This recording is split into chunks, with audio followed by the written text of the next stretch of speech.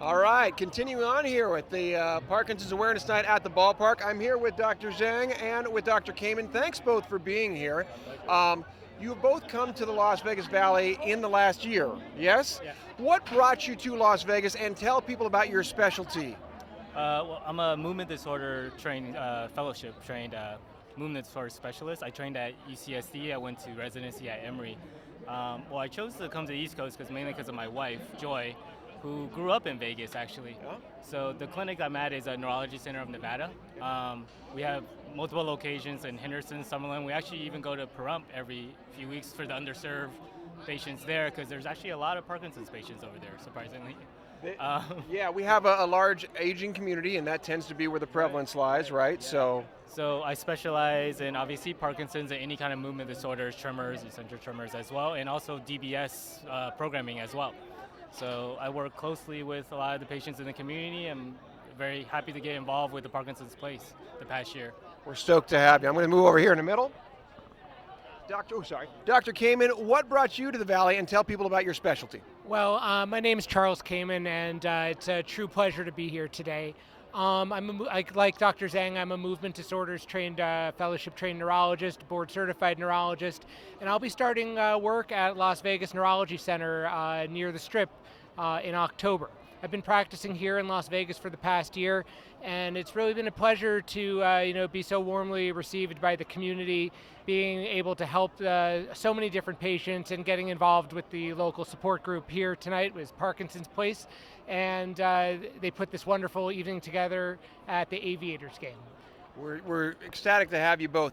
What do you think the message for people who might see this and are not engaged or involved? I think that's the need, right, to get people out.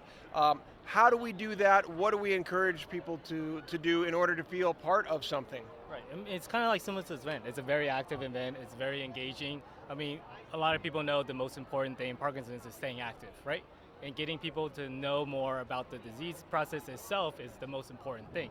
Because, especially the new patients that I diagnose, they just got this diagnosis. They're very scared, of course, right? But they don't know who's there for them. So I try to provide them with as much community support that they possibly can have. And Parkinson's Place is one of them. I have the brochures, and every single Parkinson's patient that I diagnose gets a Parkinson's Place brochure, actually. And they reach out to you guys, and they go to these events, and they feel a lot more support and a lot more comfortable with their diagnosis and with their prognosis as well.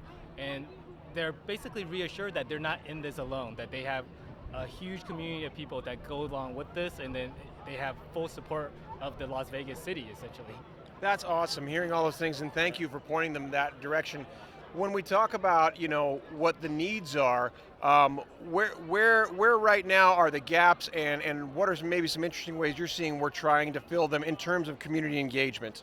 Well, I think there's a lot of people who have been stuck at home because of COVID, and that means not going to their regular doctor appointments, not going to physical therapy, not going to the gym, and other things that they were involved with doing.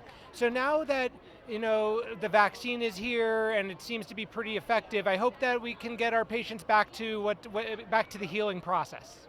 Outstanding. Did I miss anything? Anything else either of you wanted to add?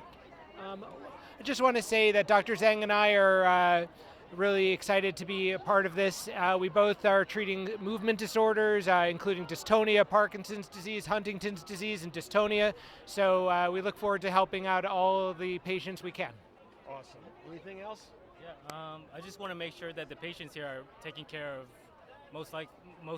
most importantly, taken care of appropriately, right? Because in my opinion, and I think Charles will agree with me, that all Parkinson's patients should be managed by movement disorder specialists. I know there's only a handful in the city, and there's obviously several thousand Parkinson's patients, but even a screening by one movement specialist will make a world of difference. One, to make sure you have the correct diagnosis, and two, to make sure you're on the right track for medication, and to know resources like Parkinson's Place and all the other, community events that's going on.